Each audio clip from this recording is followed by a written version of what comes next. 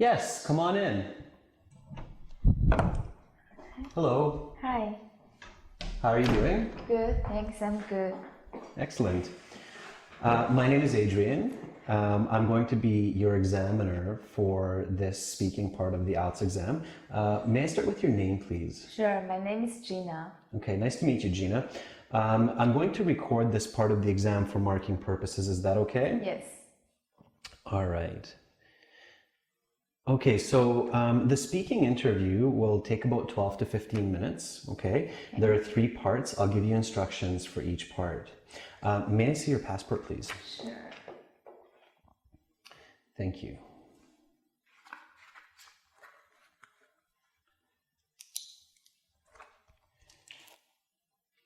Okay, there's your passport back.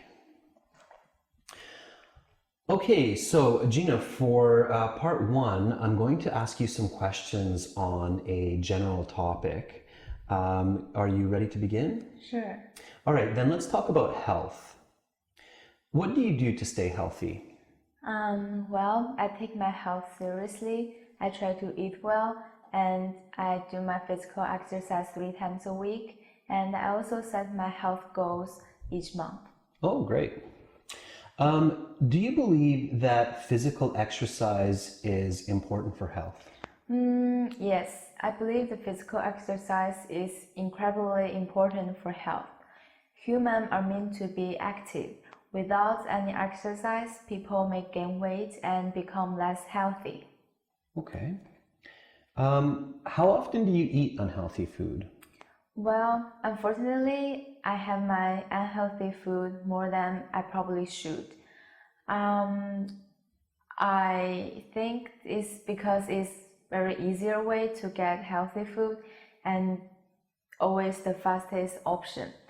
But I limit myself to eat unhealthy food once per week. However, sometimes it's twice a week or even more. Oh, okay. All right. How has people's health in your country changed in the past 10 years? In my hometown of China, I think people's health have declined in the past 10 years.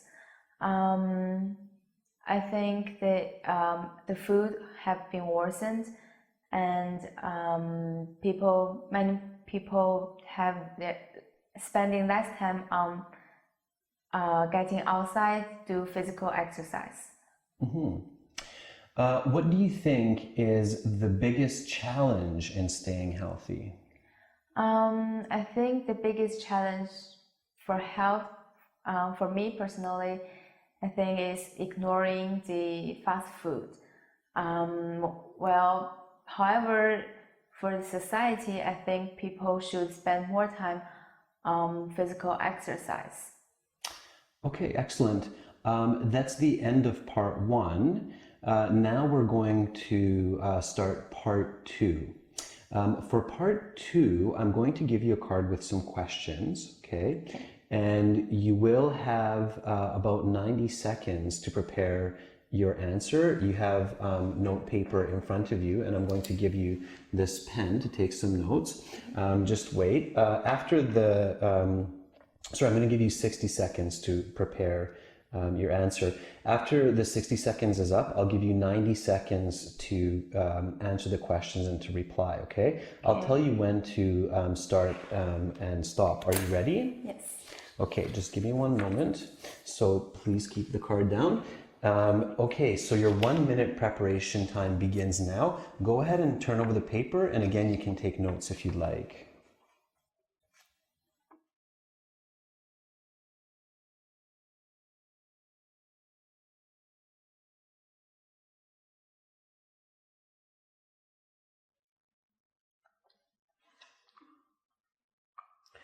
Okay, Gina, your 1 minute preparation time is up. You have 90 seconds to answer the questions. Please begin speaking. I grew up in the city of Guangzhou, located on Pearl River. It's near Hong Kong, in the southeast of China. Guangzhou is a very big city. I think it's about 40 million people. With such a population, causes a number of problems. Overcrowding is one for sure. There are so many people in just like small area. With overcrowding, it comes the issue of cleanliness. Well, the authorities do a great job on keeping the city clean for most part. Oftentimes there are the issues in this regard. That said, there are many awesome aspects of Guangzhou. It is a vibrant city with awesome restaurants and nightlife. And people are very kind-hearted. I think the underrated aspect of Guangzhou, in my opinion, is the architecture. I think it's notable and interesting to look at. One memory that sticks out for me growing up in Guangzhou is getting lost in the local market as a child in the care of my grandma. That there were so many people and I couldn't find my grandmother. I screamed her name and still couldn't find her. Luckily, there is a kind shopkeeper heard my voice and he called me over and he assured me that everything was all right. My grandmother found us soon after. I think this story perfectly represents Guangzhou, a bustling big city with kind-hearted people. Okay, thank you. Yeah, and your time is up. So that's the end of part 2. May I have the card back, please? Sure. Thank you. All right, now we will begin part 3. This is the last part. I'm going to ask you some more questions that's related to the topic of part 2. Are you ready to begin? Yes. Sure, okay. Then let's start with homesickness. What do you think causes homesickness? Do you think every person who moves from home experiences homesickness?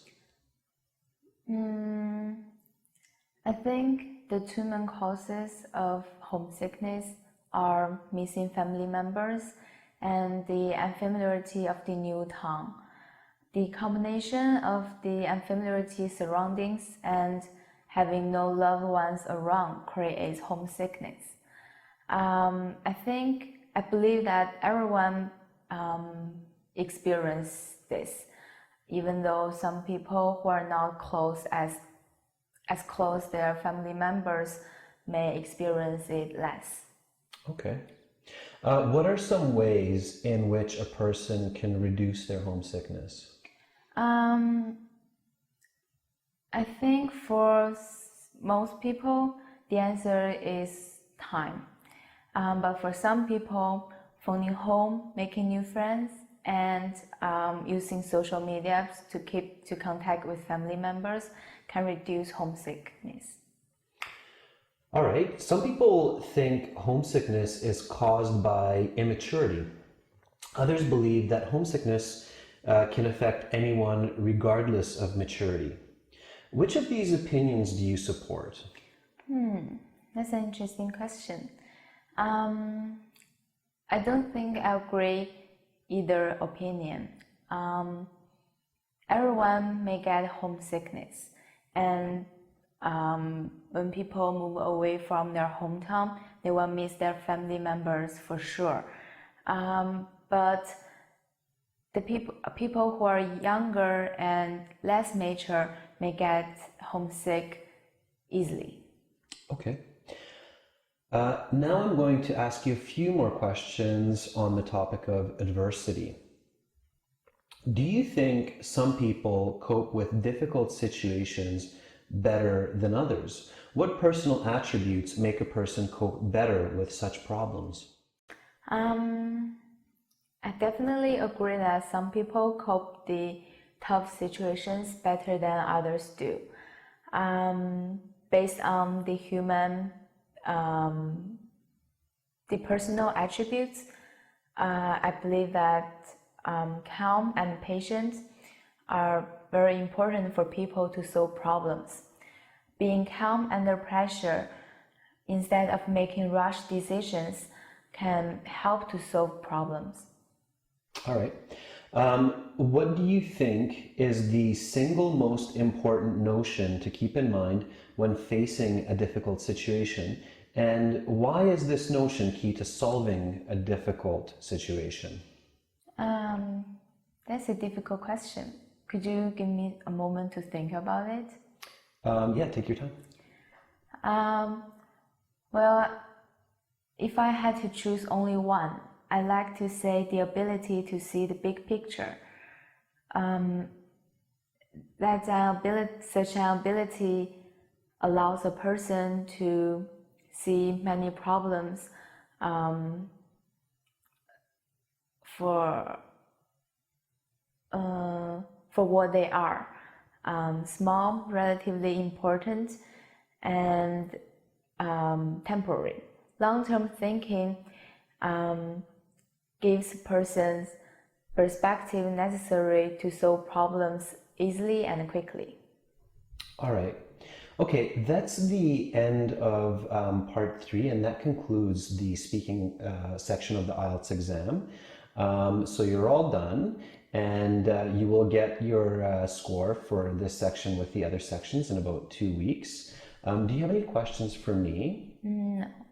Okay, then thank you very much, and I wish you a wonderful rest of your day, and you're free to go. Okay, thank you. Thank you. Bye-bye. Bye-bye.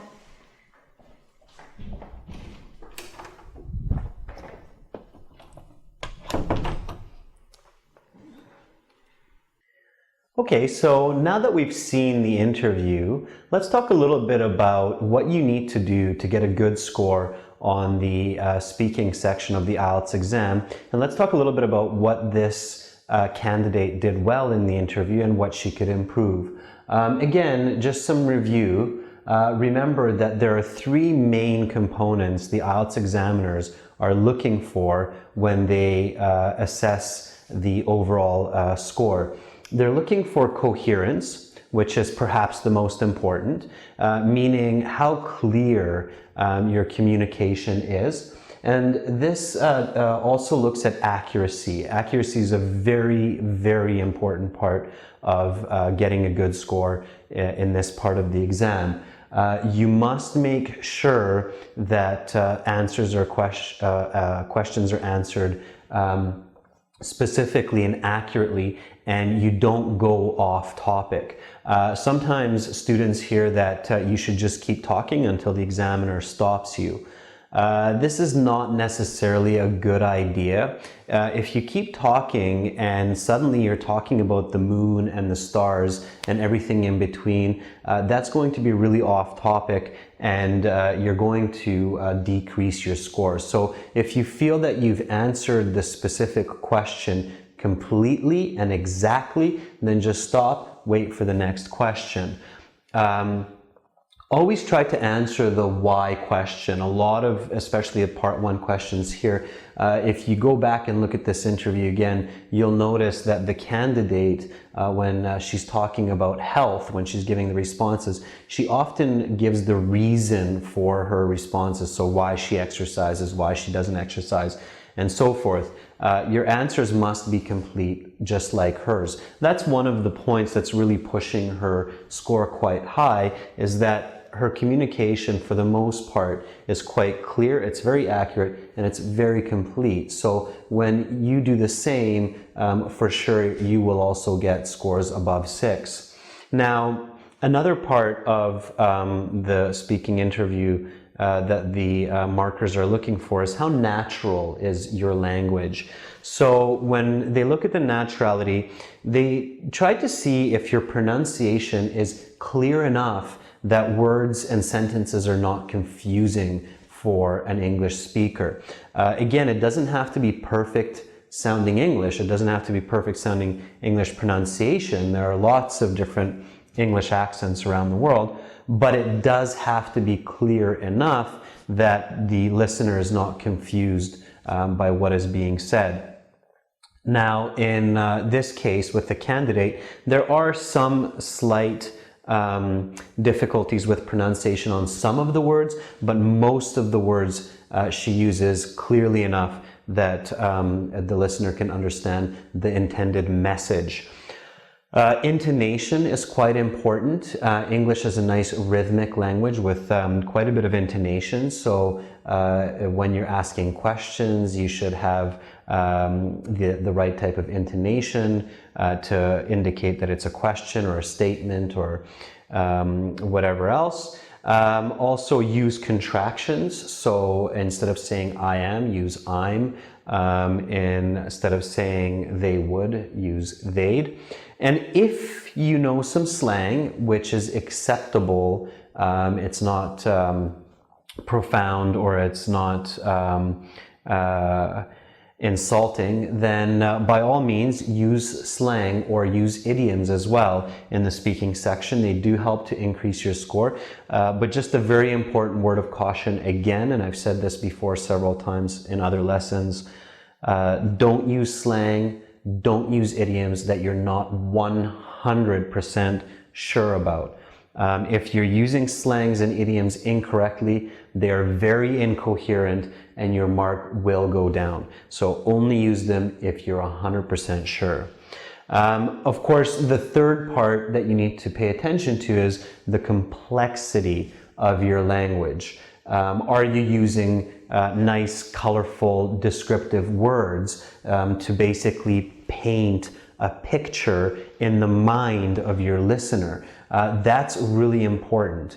Try to paint a clear, well-structured, not a confusing, but a well-structured picture in your listener's mind using adjectives, adverbs, and different kinds of sensory language, language that talks about the senses, how something feels, how something smells, how something tastes, how something looks, and how something sounds, of course. Use compound complex language. If you want to get a score over 6, you can't just use simple sentences. You have to join the sentences with conjunctions like and, nor, but, for, so, therefore, since, when, if, however, so on. So review your conjunctions if you're not sure.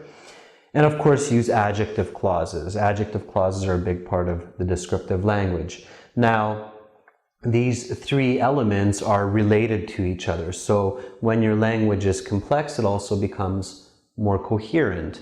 When your language is more natural, again, it's more coherent. When it's more complex, it's more natural. So that's why you see these circles joined, because complexity, coherence, and natural language, they each depend on each other. So as you improve one area, you improve the other areas. So work on each area individually and then combine them. Okay, so again, as I mentioned, with this candidate, coherence is quite high. She gives very complete, clear answers, doesn't go off topic. She uses quite a bit of complex language. Go back, review the interview again. Pay attention to how descriptive her language is when she talks about part 2.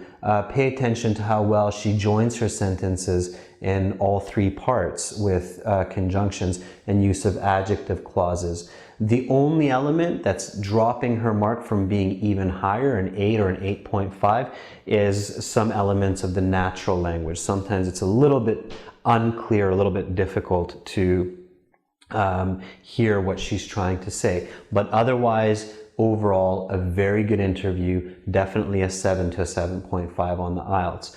Go back again, watch the interview again, watch for these elements, watch how she uses these elements effectively, and then practice that at home. Try to replicate, copy the style and these three important parts. And for sure, in your next IELTS exam, you will also get a high score. And good luck.